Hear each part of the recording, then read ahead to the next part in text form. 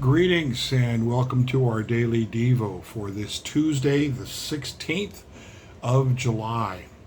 Our devotion today is entitled Envy, and it comes from the Charles Dickens work called Barnaby Rudge. How well she looked. Well, why, if he had exhausted every laudatory adjective in the dictionary, it would not have been praise enough.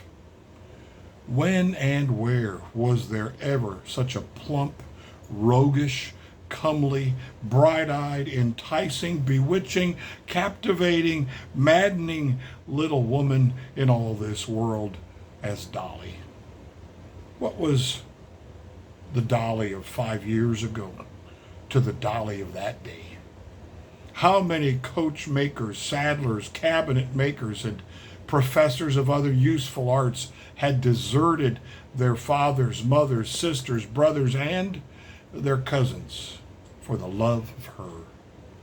How many unknown gentlemen, supposed to be of mighty fortunes, if not titles, had waited round the corner after dark to deliver offers of marriage folded up in love letters? How had she recruited the king's service, both by sea and land, through rendering desperate his loving subjects between the ages of 18 and 25? How many young ladies had publicly professed with tears in their eyes that for their tastes she was much too short, too tall, too bold, too cold, too stout, too thin, too fair, too dark, too everything but handsome? How many old ladies, taking counsel together, had thanked heaven their daughters were not like her, and had hoped she might come to no harm, and had thought she would come to no good, and had wondered what people saw in her, and had arrived at the conclusion that she was going off, quote unquote, going off in her looks, and that she was a thorough imposition and a popular mistake. Wow. Envy. William Shakespeare wrote, these are the thoughts from Gene Fisher here. William Shakespeare wrote in his play Othello, quote, "And oft my jealousy shapes faults that are not," unquote. So did the young ladies of Chigwell shape the faults of Dolly Varden.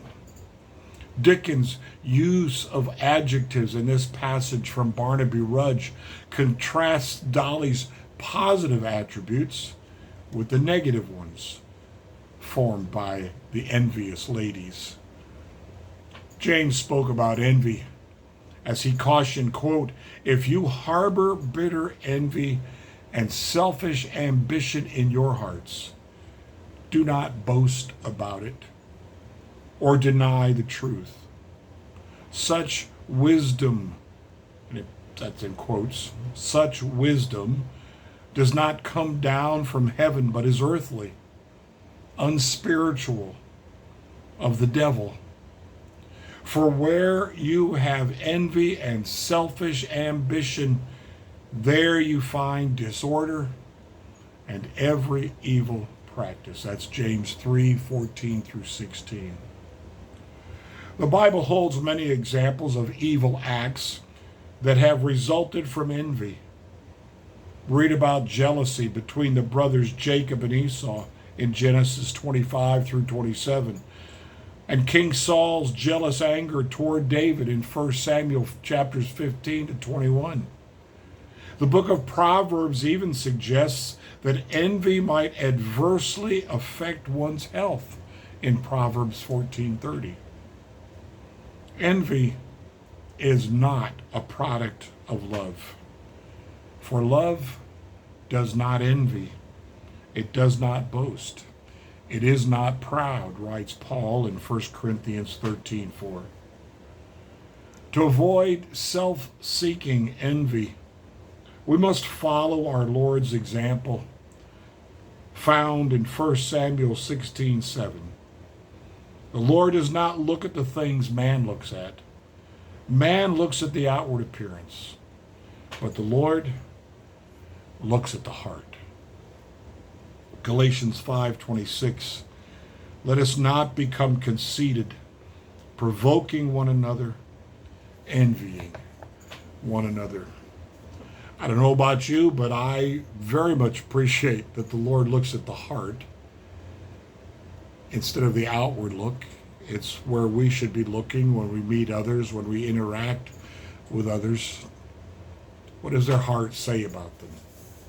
The way they love, the way they care, the way they reach out, the way they're willing to take the back seat to others being in the front.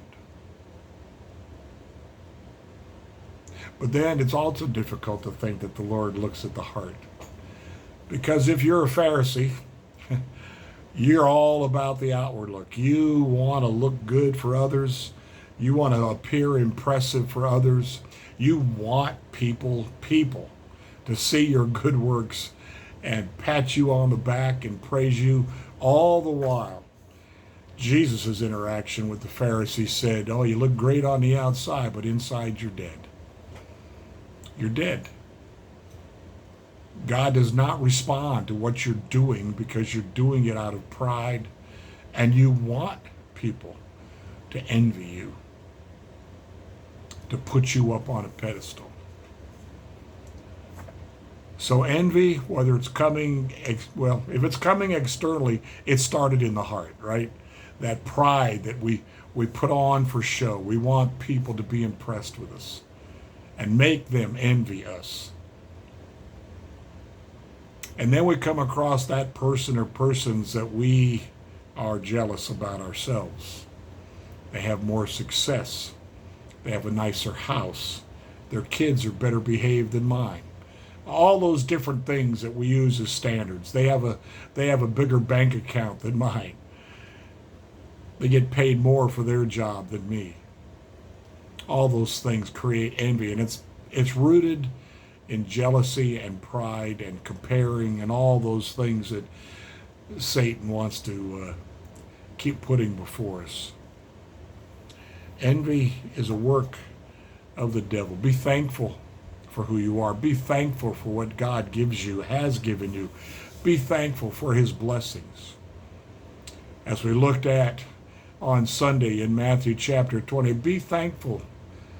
Be thankful you got what you were told you would get. And stop being jealous of others who you think got something in an undeserved manner. Blessings to you today. Envy, don't do that. Just be happy for others. Rejoice with those who rejoice. Weep with those who weep. But don't be envious. Blessings to you today.